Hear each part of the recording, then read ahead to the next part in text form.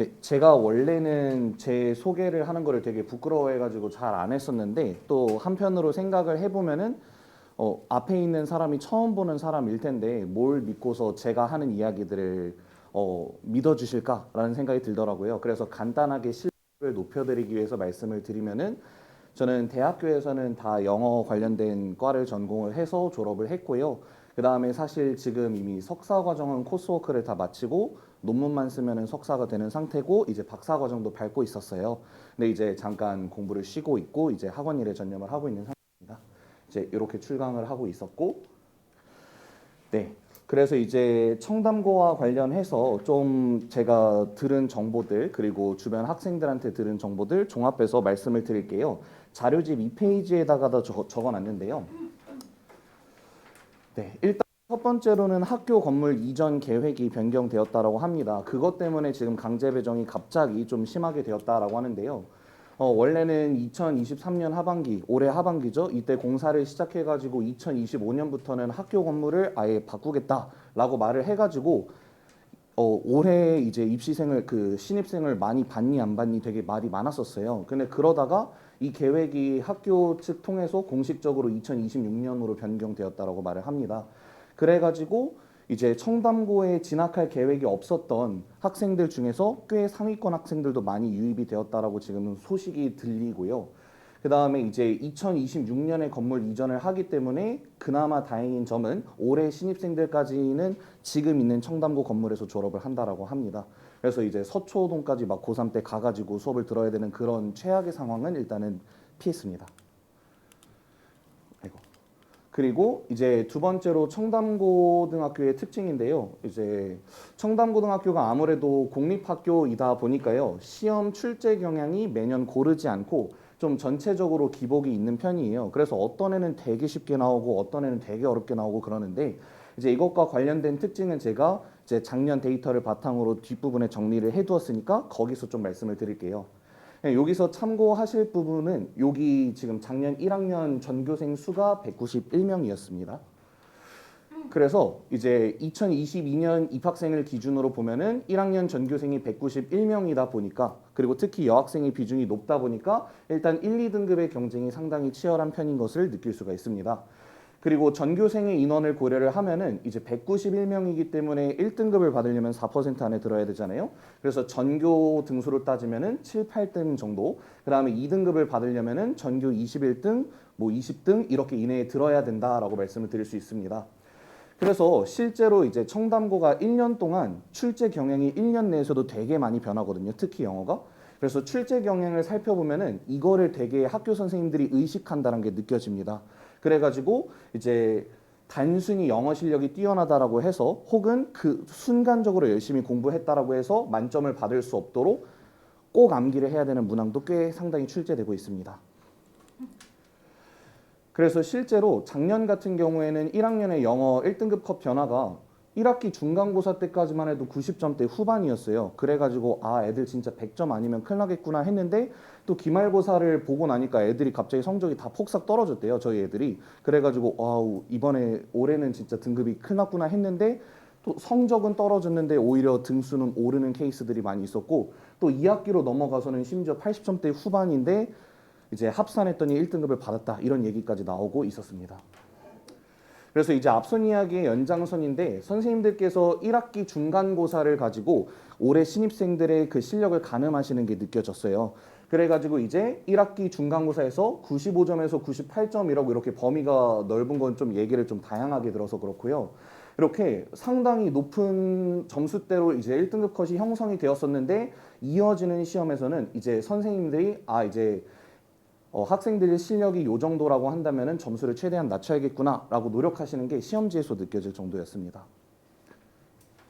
그래서 이제 구체적으로 1학기 중간고사가 뭐 가장 쉽기는 했습니다만 이거를 가지고 분석을 드리자면요. 제가 그 자료집 3페이지에다가는 전문항에 대한 분석표를 작성을 해놨고요. 저와는 이제 4페이지부터 참고를 해주시면 좋을 것 같습니다. 자, 일단 가장 쉬운 시험을 기준으로 이제 분석 내용을 보여드리는 거니까 실제 시험은 이것보다 비슷하거나 어렵겠구나라고 생각을 해주시면 좋을 것 같아요.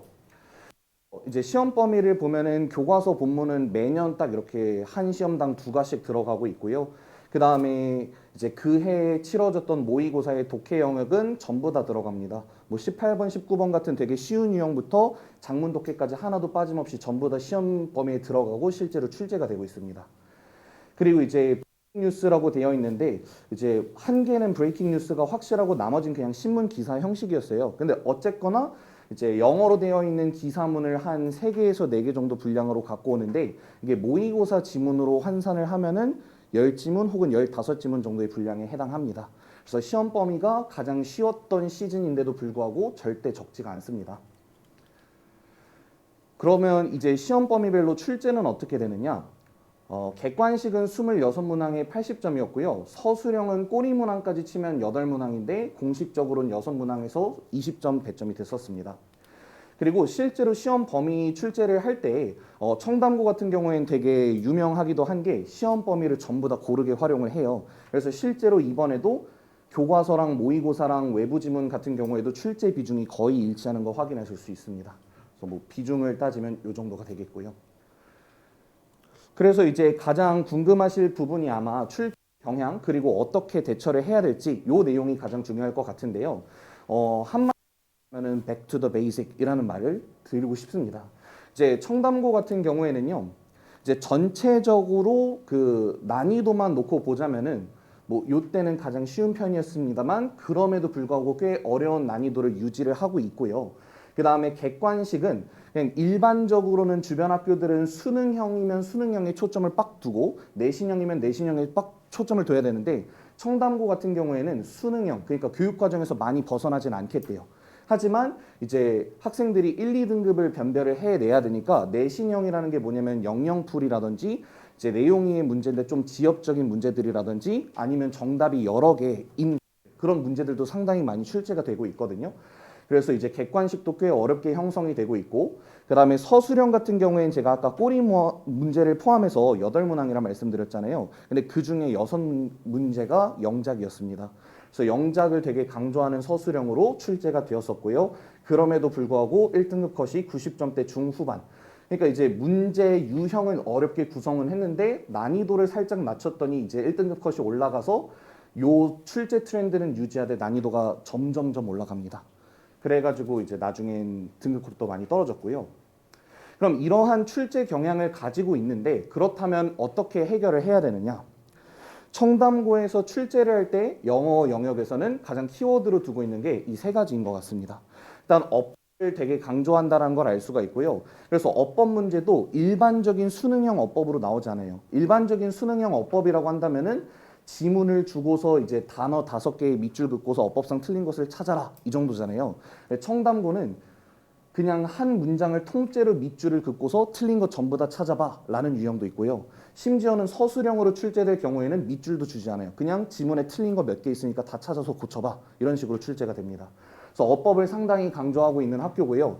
말씀드렸듯이 영작이 8문제 중 6문제가 출제가 되었으면 영작도 상당히 강조하고 있고 전체적으로 독해력을 강조한다고 말씀을 드리는 게 그냥 지문을 통으로 암기해서는 그냥 문제를 못 푸는 유형들이 상당히 많아요. 그래가지고 이제 바람직한 공부 방법이라고 한다면은 이제 제가 실제 수업도 이렇게 하고 있는데요. 처음 한 바퀴를 돌릴 때는 그 시험 범위가 많기 때문에 최대한 빨리 진도를 빼야 돼요. 그래서 전체적으로 내용 이해를 하고 나면은 그 다음에 들어가는 작업이 이제 각 시험 범위 텍스트별로 중요한 문장들, 중요한 어법이 들어있는 문장들이 있습니다. 그런 것들을 포인트로 뽑아가지고 집중 학습을 시키고요. 그 다음에 어쨌든 영작으로 많이 출제가 되기 때문에 반복을 통해 가지고 학생들이 직접 써낼 수 있도록 특히 영작 같은 경우에 6문제 중에서 4문제 정도는 이제 해석을 줬지만 2문제 정도는 해석을 주지 않고 그냥 맥락 보고서 써보라고 하거든요. 그래서 그런 것들까지 종합적으로 대처를 해야 됩니다. 그렇다면 이제 실제로 수업에 들어가서는 어떤 식으로 수업이 이루어지는지 4가지 주요 특징을 기준으로 말씀을 드릴게요. 그래서 저는 일단 수업을 진행을 할 때 학생이 결국에 뭐 그냥 겉으로 보기 예쁜 거 이런 것들 말고 결국에 학생의 입장에서 공부하기 편해야 된다고 생각합니다. 그래서 학생들이 원하는 방향대로 이제 교재를 집필을 하고 있고요. 그 다음에 이제 수업 전후로 제가 여기다가 힘을 되게 많이 주는 편인데 수업 전후로 저랑 수업한 내용들에 대해서 전부 다 테스트를 진행을 합니다. 그래서 여기 실제로 출제된 문제들이 어떤 문제들이냐면은 처음부터 끝까지 당연히 제가 다 출제를 했고요. 여기에 출제된 것들은 수업 시간에 다른 내용을 하나도 빠짐없이 다 문제화 시켜서 낸 겁니다. 그래서 이런 식으로 서술형까지 대비할 수 있도록 최대한 만들고 있고요. 그 다음 이제 테스트를 이렇게 잔뜩 보니까 제가 작년에는 또 중하위권 학생들을 많이 받았었어요. 대부분 다 중하위권 학생들이었는데 중하위권 학생들이다 보니까 테스트가 점점 많아지고 쌓이면 쌓일수록 애들이 다 포기를 해버리더라고요. 그래서 이거를 어떻게 추적 관리를 해야 될까 고민을 하다가 이제 시스템을 하나 만들었는데 이게 실제로 작년 2학기 기말고사 때 특정한 학교를 대상으로 썼었던 거고요.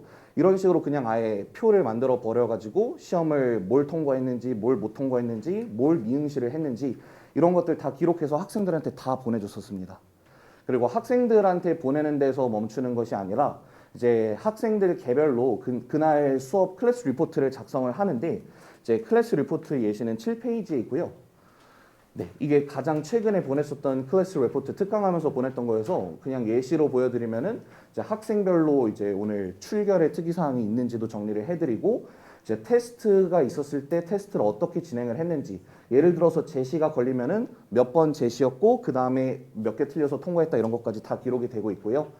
그 다음에 수업 과제가 있으면은 제가 개인적으로 느끼니까 원래는 학생들을 많이 믿는 편이어서 학생들한테만 숙제를 공지해주고 꼭 잘 해와야 돼 이랬는데 학생들이 제 믿음을 많이 배신하더라고요. 그래서 가장 깔끔한 방법이 부모님한테도 공유를 드리면은 그래도 숙제를 좀 하는 편이어서 부모님한테도 공유를 드립니다. 그리고 이제 수업 관련한 특이사항까지도 이렇게 정리해서 보내드리고 있습니다. 네. 그리고 이제 네, 이거는 수강 후기인데 저랑 3년 내내 내신을 같이 했었던 학생들의 수강 후기인데 이 학생들이 되게 잘 써줘가지고요. 그냥 제가 대표적으로 워낙 수강 후기를 많이 받긴 했지만 새 학생만 데리고 온 게 뭐냐면은 이제 전공들 보시면 알겠지만 이 친구는 예체능 분야였고요. 이 친구는 이과였고 이 친구는 문과였거든요. 근데 이렇게 예체능이나 문과나 이과나 전부 다 가리지 않고 그냥 공통적으로 시험 포인트에 대해서는 필요한 부분을 이제 최대한 공략해주고 있다라는 걸 보여드리려고 이렇게 다른 것들을 다 가져왔고요. 그다음 제가 설명에 들어오기 전에 저도 시간표 확정을 받았는데 이제 시간표 있으시죠? 그래서 영어 같은 경우에는 시간표 자료집에 아마 들어 있을 겁니다. 네. 그래서 영어 같은 경우에는 토요일 2시부터 5시라고 적혀 있는데 수업은 그렇게 2시부터 5시까지 3시간을 진행을 하고 5시부터 6시까지 바로 클리닉을 진행을 합니다. 클리닉에서는 테스트를 진행을 하기도 하고 혹은 이제 질문들이 있으면 질문 받아주는 시간도 갖고 문제 필요한 경우에 문제도 풀고 그렇게 진행이 되고 있습니다. 참고해 주시면 되겠고요. 네, 그 다음 이제 제가 마지막으로 한 가지만 더 말씀을 드리면은 그냥 워낙 설명회가 마지막에 제 시간표를 공개하고 제 수업 이렇습니다 하고 끝나면은 너무 판매하는 것 같아가지고요. 이제 좀 유의미한 말씀을 전달 드리려고 하나 가져왔어요. 이제 to know something이라는 것과 to know about something이라는 내용이 있는데 이게 뭐냐면은 저처럼 영어학이나 언어학을 전공하면은 맨 첫 시간에 교수님이 던지는 질문이에요. 이 두 개의 차이점이 뭔지 아냐고. 근데 이게 왜 가져왔는지 그냥 어머님들과 한번 이제 말씀을 드려볼게요. 이제 대부분의 그 학습 전문가들이 이야기를 하는 내용이 하나 있는데 제대로 된 학습이 무엇이냐라는 질문을 많이 던지면은 이제 가장 많이 들은 대답이 그건 것 같아요. 내가 진짜 제대로 개념이나 내용을 이해를 하고 있는지 확인하고 싶다면은 개념과 내용을 모르는 사람한테 가서 그거를 가르쳐봐라. 이런 이야기 많이 들어보셨죠. 그리고 또 다른 개념 중에 자이가르닉 효과라고 있거든요. 이거는 어머님들의 경험을 한번 여쭤보겠습니다. 학부모님들께서 학창 시절에 시험 전날에 이제 시험 범위에 해당하는 거를 토시 하나도 안 틀리고 거의 다 달달달 외우셨었죠. 그렇게 외우고 시험을 봤는데 혹시 그렇게 달달달달 외웠던 내용이 시험 끝나자마자 대부분이 잊혀지는 그런 경험 해보신 적 있으세요? 그게 자이가르닉 효과거든요. 그래서 다시 맨 처음 질문으로 들어가면은 to know something과 to know about something의 차이점이요. 방금 말씀드렸던 두 가지 상황을 빗대어서 표현하는 겁니다. 그래서 아무것도 모르는 사람한테 그 사람을 이해시킬 정도로 내가 지식을 가지고 있는 상태, 그걸 to know something 상태라고 하고요. 이제 자이가르닉 효과를 경험하고 있는 상태, 그걸 to know about something이라고 합니다. 제가 드리고 싶은 말씀은 뭐냐면요. 한두 번의 시험에서는 그냥 무작정 통으로 암기를 하는 학생들, 즉 여기에 머물러 있는 학생들이 좋은 성적을 거두는 경우가 있어요. 하지만 그런 학생들은 이제 영어를 암기 과목처럼 받아들이시면 안 된다라는 요지로 말씀드리는 건데, 그런 학생들은 이제 시험이 새로 시작될 때마다 처음부터 다시 외워야 돼요. 그래가지고 여기에만 머무르면은 매번 시험 때마다 영어 너무 힘들어, 영어 왜 이렇게 공부할 게 많아, 이러다가 수능 때 가서는 정작 쌓인 게 없어서 무너집니다. 그런 친구들을 너무 많이 봐가지고요. 이제 제가 저와 함께 공부하는 친구들은 to know something 상태를 목표로 하고 있기 때문에 시험이 지나면 지날수록 이제 공부해야 될 양은 제가 줄여드린다라고 약속을 드릴 수 있고요. 그리고 이제 내신 공부만 착실하게 했는데 모의고사와 수능까지 대비가 되는 경험을 할 수 있도록 수업을 최대한 구성을 하고 있습니다.